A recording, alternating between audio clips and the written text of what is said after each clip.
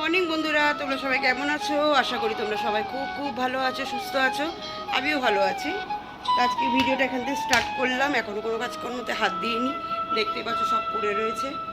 আর ছুটকিকে ডাকছি, ও শুয়ে আছে। আজ ওট ওট ওট, অনেকটা বেলা হয়ে গেছে, কাজকর্মগুলো করে নিতে হবে। আর তোমাদের দাদাভাইও বেরিয়ে গেছে, একটু কাজ ছিল, তাড়াতাড়ি বেরিয়ে চলে গেল। তো চলো কাজটা করতে থাকি, তোমরা দেখতে থাকো, সাথে থাকো। যদি আজকের ব্লগটা তোমাদের ভালো লাগে অবশ্যই লাইক কমেন্ট শেয়ার করে দিয়ে চ্যানেলটার পাশে থেকো। আর সাবস্ক্রাইব করতে কিন্তু ভুলো না, ঠিক আছে? তো চলো দেখতে থাকো।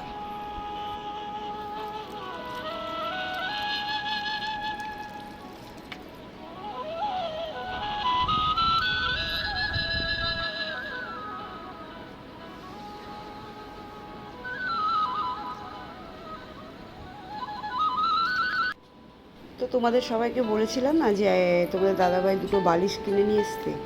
যেহেতু আমরা সোফার ওই বালিশটাতে শুই, ঘাড় পিঠটা সত্যিই ব্যথা হয়ে যায়। তা কদিন ধরে ওকে বলছিলাম যে পিঠে খুব যন্ত্রণা হচ্ছে, যার জন্য ও দুটো মাথার বালিশ আর একটা পাশ বালিশ কিনে নিয়েছে। এবার এতগুলো বালিশ তোমার বিছানায় রাখলে কিরম একটা লাগে না? তাই আমি চিন্তা করলাম যে এই পাশটা তো প্লাস্টিক দিয়ে সেই ঘিরে দিয়েছিলাম, ব্যালকনির ওই কোনার দিকটা, তো কিছুটা জায়গা এদিকটায় বেঁচে আছে, গুছিয়ে রাখলে অনেকটা জিনিস রাখাই যায়। তা আমি ওইখানটায় বালিশগুলোকে এইভাবে গুছিয়ে গুছিয়ে রেখে দিলাম। তাহলে কী হবে, বিছানাটাও একটু খালি থাকবে। বিছানায় দুটো মাথার বালিশ আর একটা পাশ বালিশ রেখে দিলাম, যেটা নর্মালি থাকে। আর বাকি বালিশগুলো এখানে রেখে দিলাম। তো ওদেরকে বললাম যখন তোদের লাগবে তখন এখান থেকে নিয়ে নিস। তো এইগুলো সব ভাঁজ করে সব এখানে গুছিয়ে দিচ্ছি। তো বন্ধুরা, আজকের ভিডিওটা যদি তোমাদের ভালো লাগে অবশ্যই একটা লাইক কমেন্ট শেয়ার করে আর চ্যানেলটাকে একটু সাবস্ক্রাইব করে দিও, হ্যাঁ? আর কমেন্ট করতে কিন্তু ভুলো না। তোমাদের দিদিভাইয়ের তোমাদের সাপোর্টের খুব দরকার, তোমাদের দিদিভাইয়ের। তো এদিকে দেখো আমার কিন্তু প্রায় গোছানো এদিকটা হয়েই গেছে। তারপরে আমি চলে যাবো সোজা ড্রয়িং রুমে, ওখানে গিয়ে যে কাজকর্মগুলো আছে সেগুলো করে নেবো। তো চলো দেখতে থাকো, সাথে থাকো।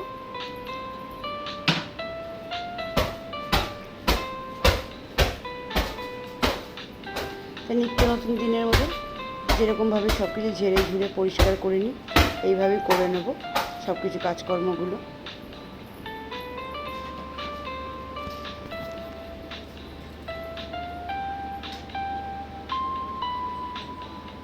আগামী দিন আর একটু ভালোভাবে ব্লগ দেওয়ার চেষ্টা করছি। যদি সব ঠিকঠাক থাকে তাহলে আশা করছি যে ব্লগটা একটু ভালোভাবে দেব, আরও ভালোভাবে। তা তোমরা একটু কষ্ট করে আমার ভিডিওগুলো একটু দেখো। আগামী দিনে আর একটু ভালো ব্লগ দেওয়ার চেষ্টা করছি আমি। আর যদি কোনো ভুল ত্রুটি হয় তোমরা কিন্তু, আমি বলেছি আগেও, এখনও বলছি, প্রত্যেক দিনই বলবো, আমাকে কিন্তু কমেন্ট করে জানিও যে এটা ভুল হচ্ছে, ওটা ঠিক হচ্ছে। তো এদিকে দেখো মোটামুটি আমি ওদিকটা সব ঝেড়ে নিয়েছি। তারপরে এই পাশগুলো মোছামুছি করে নেবো। এগুলো তো রোজই করতে হয়, জানো, এগুলো রোজের কাজ। পরিষ্কার না রাখলে তো হবে না।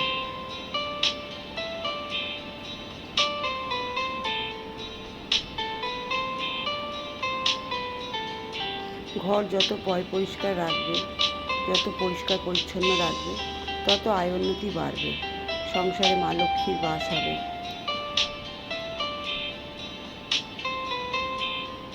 এমন না যে জিনিস দিয়ে শুধু ঘরটাকে সাজিয়ে নিলাম, হয়ে গেল। সেগুলোকে পরিষ্কার করে রাখাটাও আমাদের কর্তব্য, সকলে, শুধু আমাদের না, সকলেরই। সব কিছু গুছিয়ে রাখো, পরিষ্কার পরিচ্ছন্ন থাকো। তা আমি অনেকটাই চেষ্টা করি সারাদিন, সবটা হয়তো তোমাদের ব্লগে দেখানো হয় না, কিন্তু চেষ্টা করি যে সব কিছু পরিষ্কার রাখার।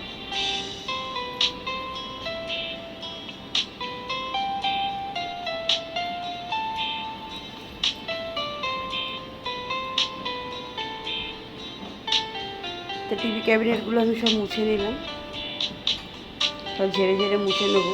কিছুটা উপরের দিকটা ঝাড়নটা দিয়ে ঝেড়ে নিয়েছি, আর নিচের দিকটা একটা কাপড় নিয়ে, গেঞ্জি কাপড়, নরম কাপড়, তোমাদের বলেছিলাম নরম কাপড় দিয়ে মুছলে ভালো হয়।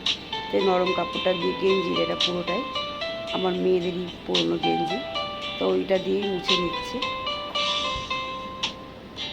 যত শোপিস সাজাবে দেখতে তো সুন্দর লাগবে, কিন্তু পরিষ্কার করাও একটা ব্যাপার থাকে না। প্রত্যেক দিন এগুলোকে ঝেড়ে মুছে পরিষ্কার করে রাখা। তো ওই পাশে সব কিছু করে চলে আসলাম সোজা ঘরটা ঝাড় দিতে। ঘরটা ঝাড় দিয়ে যাই। আজকে ঘরটা মুছবে বলেছে বরকি। তাই বললাম তাহলে আমি ঘরটা ভালো করে ঝাড় দিয়ে দিই, কেন তোরা ঝাড় দিলে আমার পছন্দ হয় না, আসলে ওরা ঝাড়টা ঠিক দিতে পারি না। তারপরে দেখছি যে একটু মেঘলা মেঘলা করে এসছে, তা আমি বর্দিকে বললাম চল শিগগিরই ছাদে, সকালবেলা যেগুলো দিয়ে এসেছিলাম কোমরের দিকগুলো একটু ভেজা ভেজা ছিল, গলারগুলো, দেখ যা বৃষ্টি নামবে এখন যেটুকুনি শুকিয়েছে ওইটুকুনি ভিজে যাবে। তো বললো চলো মা।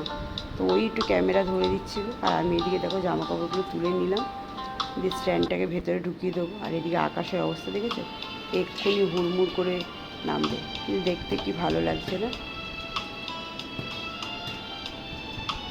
তো সোজা চলে আসলাম নিচে, আর নিচে এসে কি দেখছি গুরু বেটা ওর দিদিভাইয়ের সাথে কীরকম আদর খাচ্ছে দেখেছো, ছোটোর সাথে ওর বেশি পিড়ি দেখেছো, খুব মাখো মাখো ভাব ওর সাথে, বরকির সাথে অত পটে না ওর, ওর যত ভাব ছুটকির সাথে।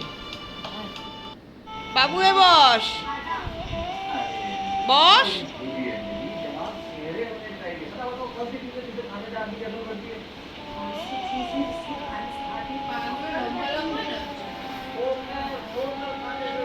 ঠিক মতন না বসলে খেলে কিন্তু সত্যি খাওয়ার গায়ে লাগে না। তো দেখো এদিকে চলে আসলাম রাতের মেনু নিয়ে। আজকে রাত্রিবেলা বাবা অনেক দিন ধরে বলছে যে বৌমা একটুখানি রোল খেতে ইচ্ছা করছে, তাই বললাম বাবা তোমাকে একটা রোল কিনে এনে দেবো। বললো কি না একটা রোল কিনে আনবে, সেই 30-40 টাকা নেবে, তো একটু জিনিসপত্র কিনে দিই আমি তোমাকে, তুমি ঘরেই বানাও, সবাই মিলে খাওয়া যাবে। তো ভালোই হলো। তা আগে কয়েকবার রোল বানিয়ে বাবাকে খাইয়েছি, তো বাবার ভালো লেগেছে। তাই এদিকে ময়দাগুলো মেখে নিলাম, ময়দাতে বেশি কিছু দিইনি, ময়মের মতো দিয়েছি তোমার সাদা তেল, একটু চিনি, একটু নুন, আর একটু হাফ দই ছিল, ভাবছিলাম নষ্ট হবে, ওই দইটা দিয়ে মেখে নিয়েছি। আর ছুটকি বললো মা তাহলে আমি তোমার পেঁয়াজ লঙ্কাগুলো কেটে দেবো। তো ঘুনুর সাথে মজা করতে করতে চলে আসলাম রান্নাঘরে। রান্নাঘরে এসেই এগুলো যেগুলো কেটে সব গুছিয়ে নিয়েছি, আর ময়দা তো মাখা হয়ে গেছিলো তোমাদের দেখালাম। তো এদিকে ভাবছি এক এক করে সব বেলে নেবো, আমি যেইভাবে সুবিধা মনে হয় আমি সেইভাবে করি। জানি এগুলো এমন কিছু বিশেষ রান্না নয়, কেন ঘরে ঘরে এগুলো করা হয় ছেলে মেয়েদের টিফিনের জন্য, এটার জন্য সেটার জন্য, যখন ইচ্ছা তখন বানানো যায়। কিন্তু আমি একটু আমার মতন করে বানাই, আমি এরকম মানে বানানোর পদ্ধতিটা বলছি। আমি বেলে বেলে নিই, আমার না ওই একটা বেলে একটা ভাজতে অসুবিধা হয়ে যায়, আমি বেলে বেলে সব থালার মধ্যে গুছিয়ে নিই, নিয়ে তারপরে দুটো তিনটে করে হালকা তেলের এই সেঁকে নিয়ে রেখে তারপরে এইভাবে তৈরি করি। তো চলো দেখতে থাকো, সাথে থাকো, কেমনভাবে করে নিই সহজভাবে।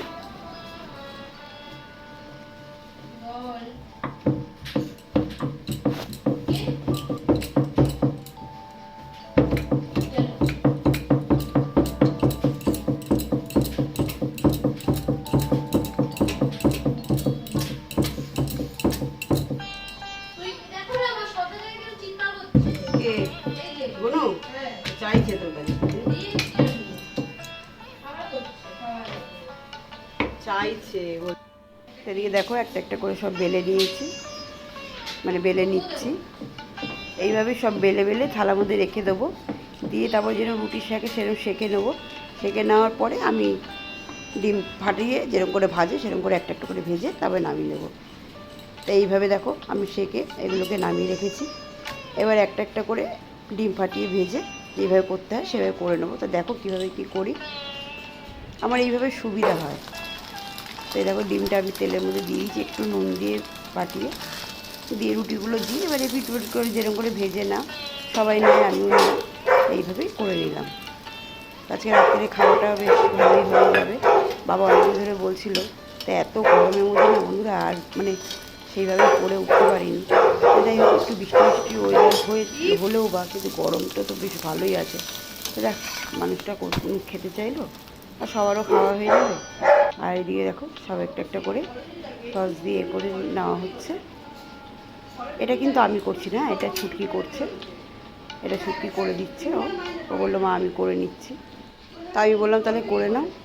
তো বেশ গুছিয়ে সুন্দর পরিপাটি পরে একদম করে ফেলছে। বরকি কিন্তু এসবের দিকে আসে না, ও পারে না, ও আসতেও চায় না, আর আমি ওকে জোরও করি না।